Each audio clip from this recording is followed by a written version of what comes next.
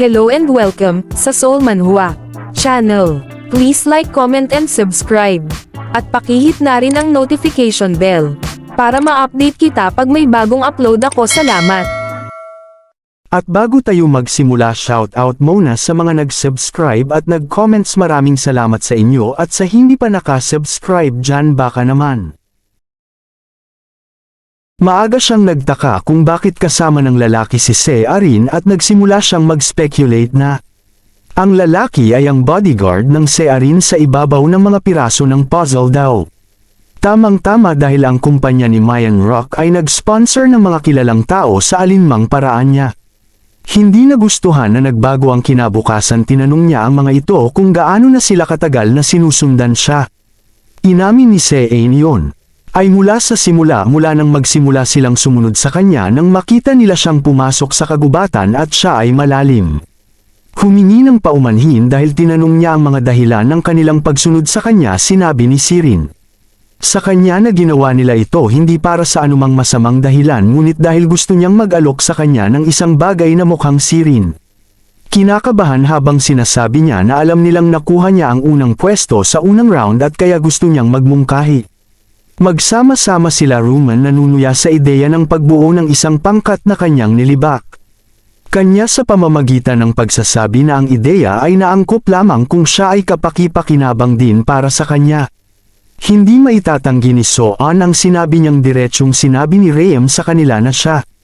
Hindi niya kailangan ang mga ito dahil ayos lang siya sa kanyang sarili. Iminungkahi niya na bumalik sila at ihinto ang pag-aaksaya ng kanyang oras. Tumalikod siya at ginawang malinaw na wala siyang anumang pagnanais na bumuo ng isang koponan na tinitigan nila ang kanyang likod, at pinitik ni Sano ang kanyang dila at nagkomento kung gaano kayabang si Ryumin Soarin. Hayaan ang isang buntong hininga at bumaba sa kanya.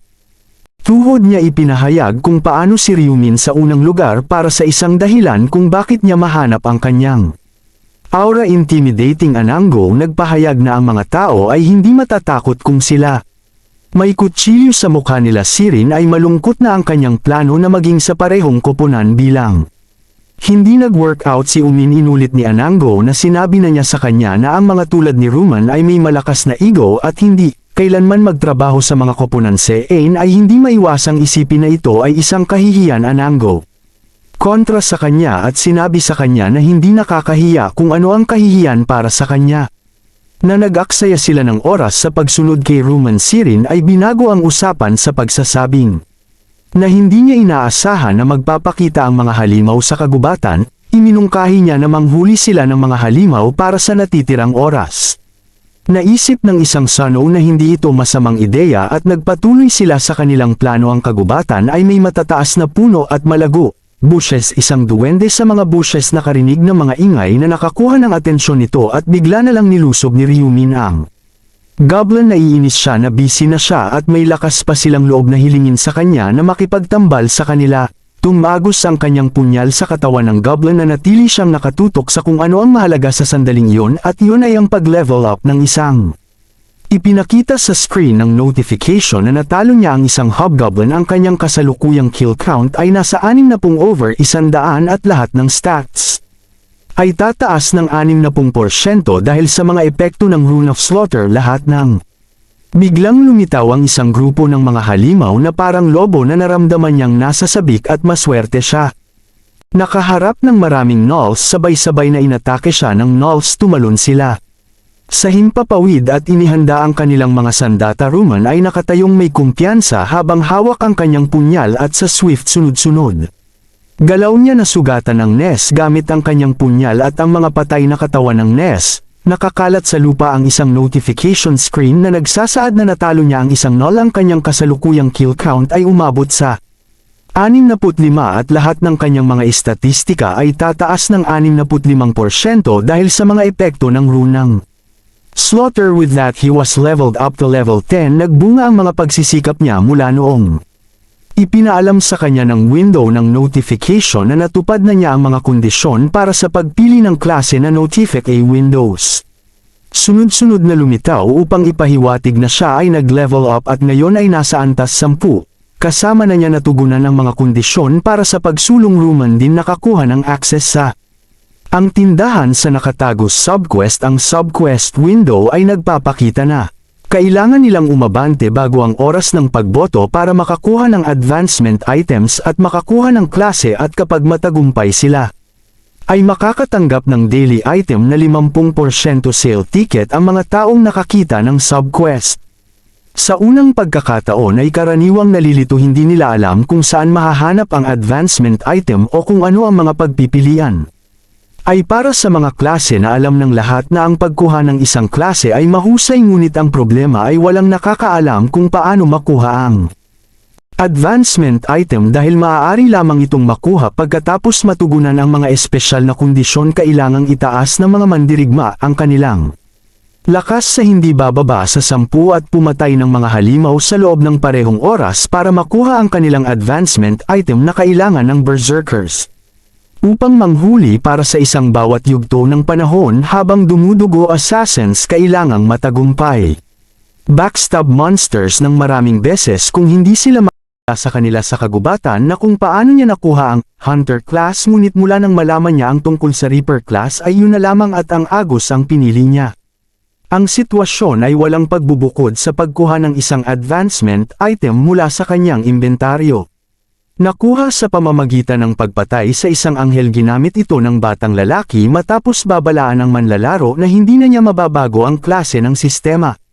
Tinanong siya kung gusto niyang pumili ng Reaper class. Siyempre hindi nagdalawang isip si Ryumin sa sagot at kaagad pinindot ang yes button na nakuha mo ang Reaper class bilang reward para sa pagsulong na nakatanggap ka ng Reaper rune. Ang epekto ng rune na ito ay doblehin ang pinsala sa armas sa araw, sa gabi ang bilis ng pag-atake.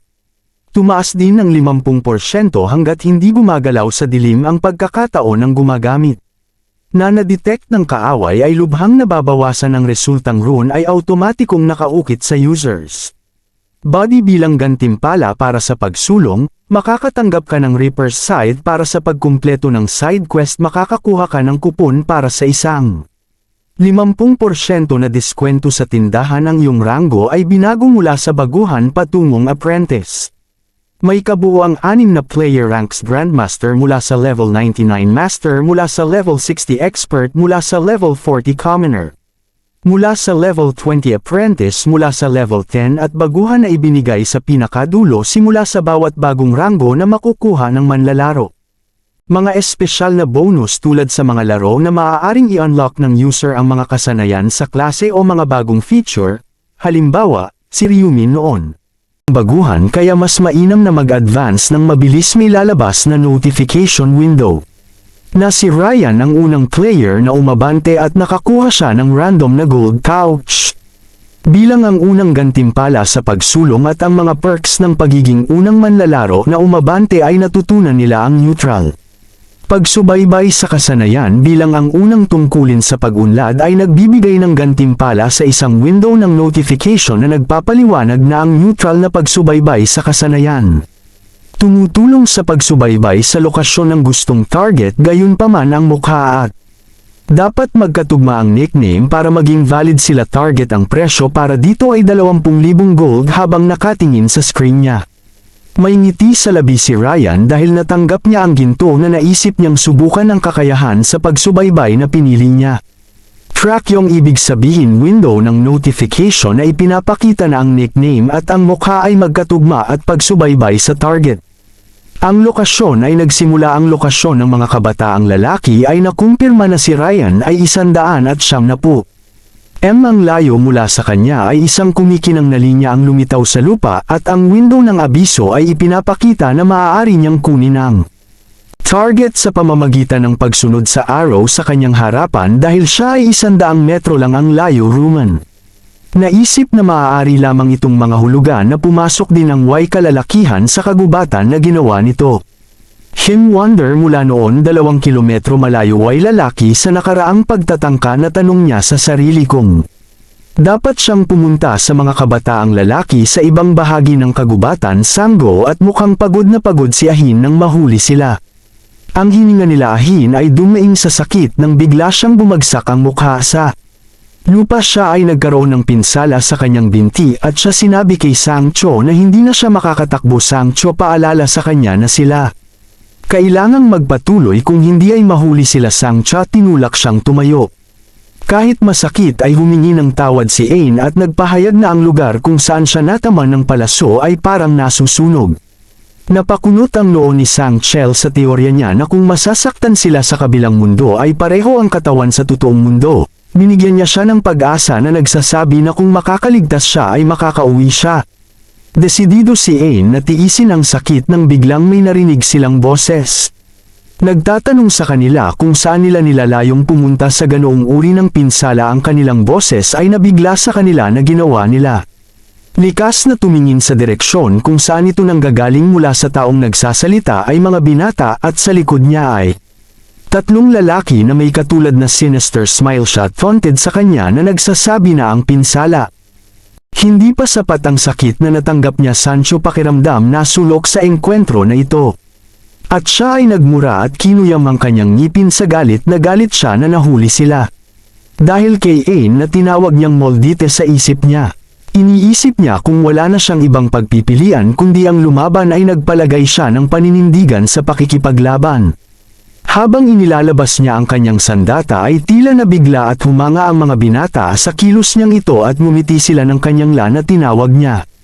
Si Sanel ay isang matandang lalaki at kung gusto niyang makipaglaban sa kanila ang apat na lalaki ay lahat ay may mapanuksong tingin sa kanilang mga mukha. Sinabi sa kanya ng mga binata upang gamitin ang kanyang mga mata at tingnan ang mga ito upang makita kung ilan sila doon. Sanel sumiklab. Tumayo at desperado na nagtanong kung bakit ganoon ang trato sa kanila gayong wala naman silang ginawa sa kanya. Pang-uuyam ni Young Min, expression ay sumasalamin sa kanyang pagtanggi sa anumang maling gawain. Sa no question kung bakit sila nagkaroon. Biglang sumalakay sa kanila binata. Sinabi sa kanya na may gusto sa kanila. Sancho at Ain ay nalilito binata. Ni-reveal na ang gusto niya ay ang babaeng katabi niya na may sinister na expression na ipinaalam niya kay Sangchol na wala silang pakialam sa isang lalaking katulad niya. Ang focus nila ay ahin lang sa tatlo. Nagkwentuhan ang mga lalaking kasama ng mga binata na nagtataka kung totoo nga bang ahin ang dalaga. Sabi ng isa sa kanilang dalawa. Ang palayaw at ang kanyang mukha ay malinaw na nakaturo na ito ay ahin. Isa pang nagmungkahi na ito ay maaaring ibang tao. Sinusubukang gayahin siya dahil gusto nilang matulad sa kanya. Ang mga lalaki ay nagpatuloy sa pag-uusap tungkol sa kung sino ang nagmamalasakit dito kapag ang pisikal na anyo ay mukhang pareho lang na sinuot ni Ain ang nakakatakot na ekspresyon. Ang kanyang mukha ay sinabi ng mga binata kay Sango na kung iiwan si Ain sa likuran ay mapapalaya siya. Hindi nasaktan nito ay lalo pang nagpainit sa galit ni Sango dahil sa isip niya mga binata. Dapat ay binanggit ito sa simula at iiwan niya siya nang walang pag-aalinlangan ay nag-sidelong siya.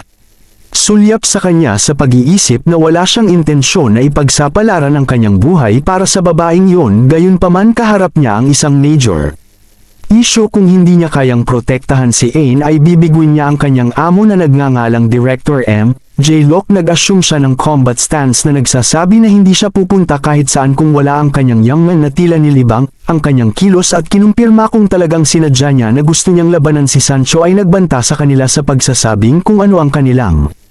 Ang ginagawa ay isang kriminal na gawa na ikinatawa niya ng mga binata. Nagkomento na ito ay talagang nakakatawa at mapanuksong. Tinanong kung ano ang mga batas na ipinatupad sa kabilang mundo. Tinanong pa niya kung siya ay isusumbong siya sa kanyang pagbabalik sa totoong buhay ay panang-ahas niya itong magtiwala. Subukan ito at tinanong kung anong patunay ang magagawa niya. Ipakita niyang iminungkahi niya na dahil nasa kabilang mundo sila ay maaaring iba ang mukha niya sa kinaroroonan niya. Asar ang totoong mundo sa kanilang panunuya. Hindi maitatanggi ni Sangchol na ang mga binata. Tama na pagtanto niya na hindi aatras ang mga binata sa mga salita lang at umalis na yon. Wala siyang ibang opsyon kundi ang lumaban kahit nasugatan na siya bigla. Nalipat ang atensyon sa ibang bagay. Nagulat siya nang may makita siyang pamilyar dito. Ay blackly casual siyang nakasandal sa puno habang nanunood sa kanila. Young Min parang nagulat sa biglang pagsulpot ni Blackie Black sideshow at tinanong kung anong ginagawa nila doon. Yong sinagot ni Min na dapat lang siyang magpatuloy sa kanyang sariling negosyo ngunit pinutol siya ng itim na side sa kalagitnaan ng pangungusap upang sabihin sa kanya Na hindi niya kinakausap Black Side tapos tinanong ulit si Sang Chol tungkol sa kasalukuyang sitwasyon, hindi si Sang Chol. Magpigil at iulat ang sitwasyong sinabi niya sa kanya na pinupuntirya ng mga lalaking iyon. Ahin at tinambangan sila ay humingi siya ng tulong at sinabing may utang siya sa kanya. Nilingan ni magpakailanman Black Side ang mga binata, tinanong niya kung ano ang sinabi ni Senel. Ay totoo, ngunit ibinasura siya ng mga binata sa pagsasabing hindi mahalaga kung ito ay totoo o hindi at dapat lang niyang ipagpatuloy ang kanyang paraan na inulit ng mga binata na ang sitwasyong ito ay hindi Black Kai's business. Black ang Side ay naglabas ng pulang sinister aura sa paligid niya at humakbang patungo sa mga binata at sinabi sa kanya na alam niya ang mga ito. Ang mga binata at ang mga lalaki ay nagpakita ng bakas ng takot at nagtanong kung anong itim na Side ang sinusubukang gawin ng Black Side ang humawak sa kanyang armas habang dahan-dahan itong nag-form at ipinaalam niya sa kanila na hindi niya basta-basta iiwan ang isang sugatan dito. Galit na galit ng mga binata habang kapwa gama ng loob at nagpapasalamat sina Sanel at Ahinsa. Ang likod ng kanyang isip Black Side alam ang sitwasyon ay makikinabang din sa kanya kung siya nakatulong si Magon Look ay magkakaroon ng magandang impression sa kanya at kung isang conglomerate. Tulad ng utang sa kanya ni Mien Look pagkatapos ay magkakaroon ng snowball effect ang reward at babayaran siya ng mas malaking pabor sa. Bukod dito, nagpasya din siyang tumulong dahil ayaw niya sa mga kabataang lalaki at sa kanya. Tila naalarma ang mga lalaki sa mga galaw ni Black na sinabihan siyang umatras at nagbanta. Sa kanya napapatayin niya siya kapag gumawa pa siya ng isa pang hakbang. Black Lee nakangiting tanong. Sila anong problema at kung ayaw nilang awayin siya, kumukulo na si Wyman sa galit sa isip niya. Blackie parang hanggal sa pagtatanong niyan pagkatapos na paghiwalayin ng mga goblins sa isang iglap at makuha ang pinakamataas na ranggo noong nakaraang pagkakataon. Iniisip kung papayag ba ang itim na Side na harapin ang gayong halimaw kung nasa parehong sitwasyon ang kanyang mga mata. Lumawak sa gulat na ibinagsak ng itim na Side ang talam ng kanyang Side sa lupa at sinabi sa mga binata na sabihin sa kanya kung siya ayaw lumaban ng apat na lalaking sinundan ng galaw ng talam ng Side na nararamdaman ng mga mata. Ang takot na mga binata ay nagtanong kung papakawalan siya ng Black Side kung sasabihin niya sa kanya ang totoo. Black Side nag-cross arms at sinabi sa kanya na isa sa alang-alang niya ito kung siya ay luluhod at taimtim na magmakaawa para sa kanyang buhay ang pagpapahayag ng mga binata.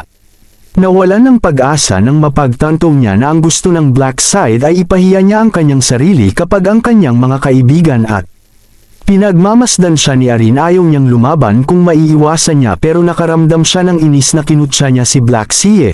Bigla niyang napagtanto na may sapat siyang lakas para basagin ang pader gamit ang kanyang mga kamay na naisip niya na kung ang swerte niya baka mapapalipad pa niya si Black Lee sa isang suntok lang nito.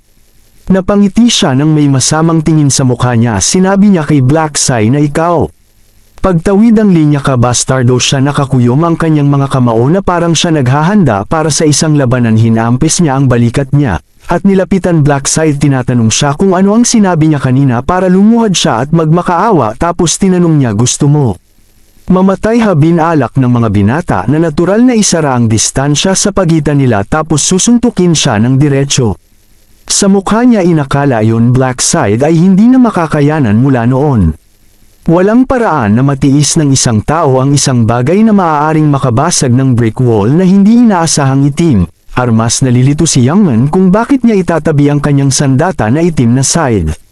Buong kumpiyansa na ipinaliwanag na medyo hindi patas na lalapitan siya ng kalaban niya nang walang kamay habang may hawak siyang armas na ipinahayag niya na ang pagkapanalo ng ganoon kadali ay magiging nakakainip sa galit na ito.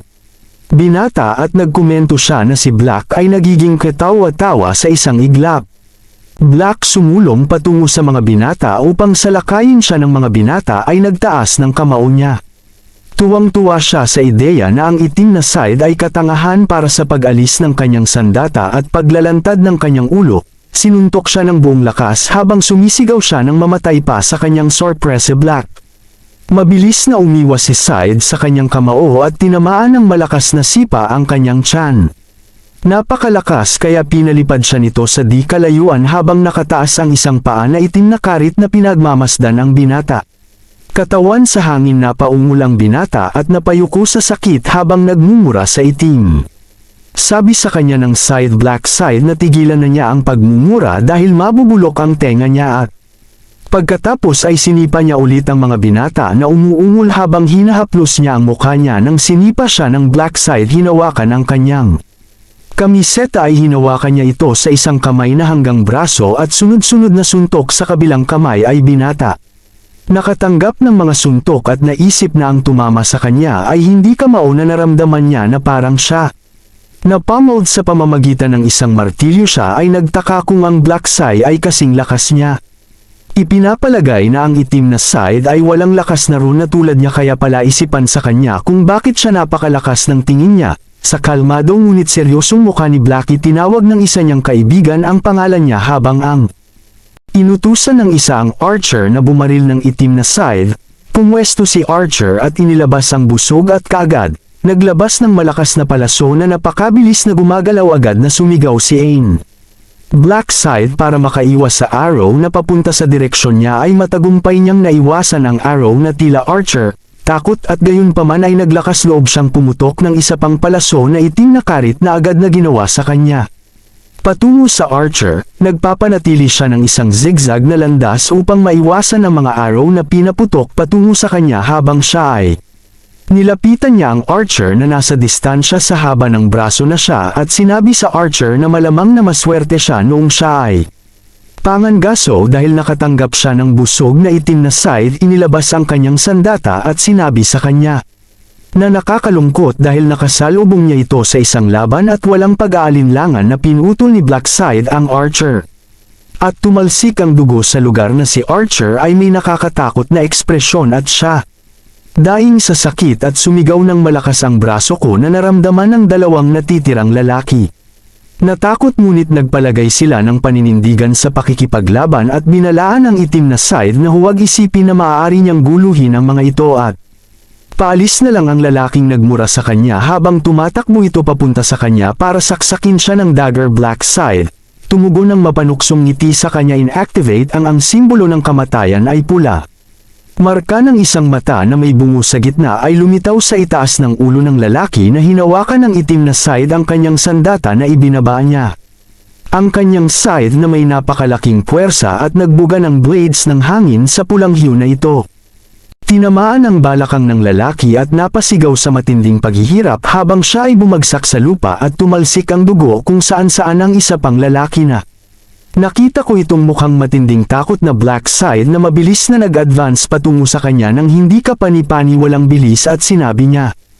Yung lalaki na simula nung inatake nila siya ng armas ibig sabihin may konting determinasyon na sila ay inindayog niya ang kanya.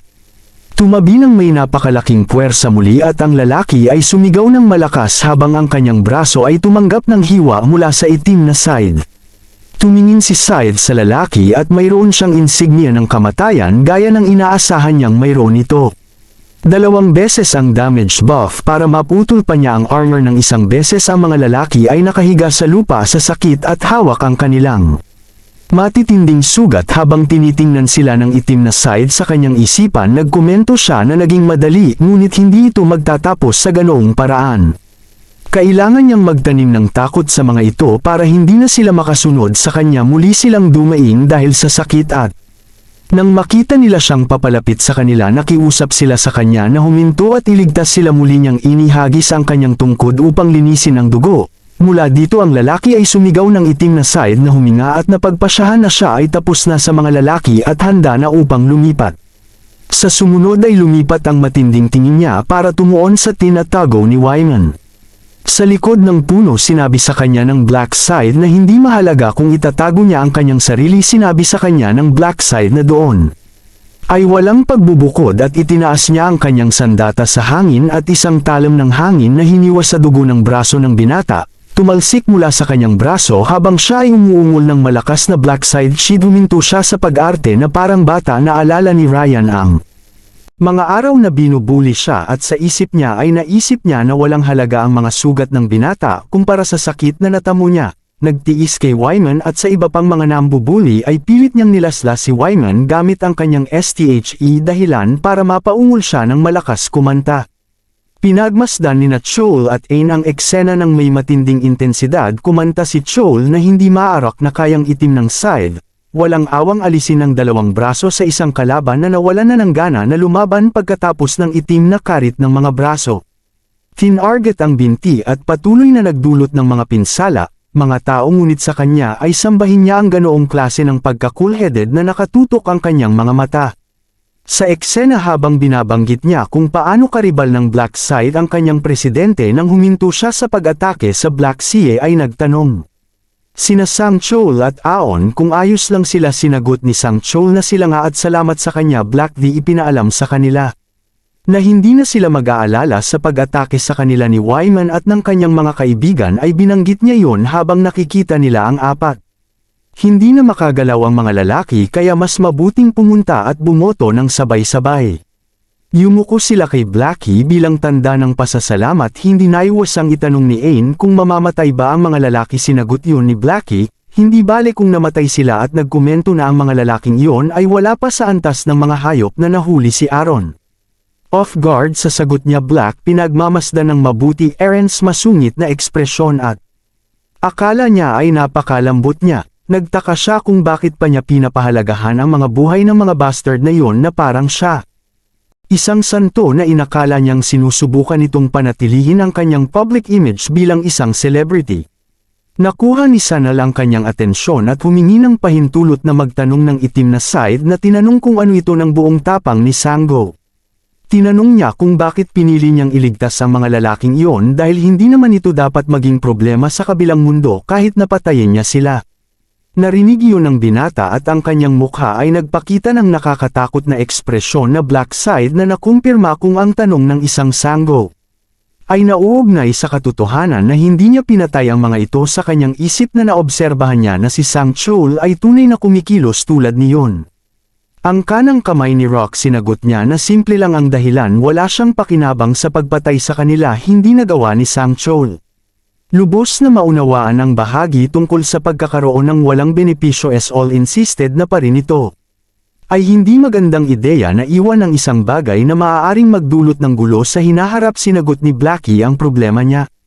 Sinulyapan ng nanginginig na mga lalaki at sinagot kung talagang makakagulo pa ang mga lalaking iyon sa hinaharap. Dagdag niya na walang magandang lumalabas sa lumiliit na populasyon dahil bababa din ang bilang ng mga kalahok.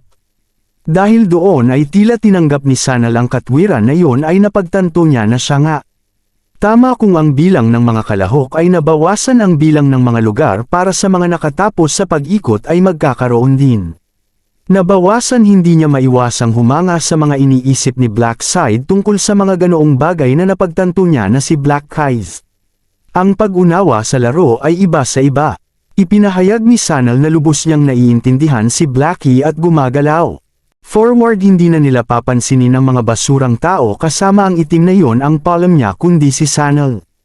Agad siyang pinigilan. Sinabi sa kanya ni Sanal na kung maibibigay niya ang kanyang account number ay padadalhan siya ng kabayaran sa sagot ng tunay na mundo Black Side para kalimutan na lang ito. Habang patuloy na naglalakad palayo, hindi makapaniwala si Sanal sa itim na yon. Si Side ay handang tumulong ng hindi inaasahan ang anumang anyo ng kabayaran. Nagpasya siyang iulat ang insidente sa Pangulo kaagad sa sandaling makabalik siya sa totoong mundo. Habang pinapanood niya itong naglalakad palayo sa isang tao sa likuran, maririnig na umuungol sa sakit. Ito ay pinandilatan siya ni Wyman Sanyo ng mamamatay tao. Mata habang pinipigilan ang pagnanasang patayin siya ay nagpipigil siya dahil gaya ng binanggit ni Blackie na hindi ito makikinabang sa kanila. Sa anumang paraan bilang isang paraan ng paghihiganti, Sang Chol dumura sa mga binata at saka siya inanyayahan si Ahin na umalis sa lugar pabalik sa malawak na mga manlalaro sa larangan na nangangampanya para sa kanilang sarili na iboto. Bilang kinatawan ng rehiyon, lahat sila ay nangako na sila ay mas mahusay kaysa sa iba na humantong sa isang away sa pagitan ng mga manlalaro na may isang manlalaro na humahawak sa kwelyo ng isa pang manlalaro habang ang karamihan ay sinubukan silang pakalmehin. Ang isa pang manlalaro ay sumali sa Pag-uusap at ipinahayag na ang mga taong madaling mabalisa ay walang karapatan na maging kinatawan na siya ay nagboluntaryo.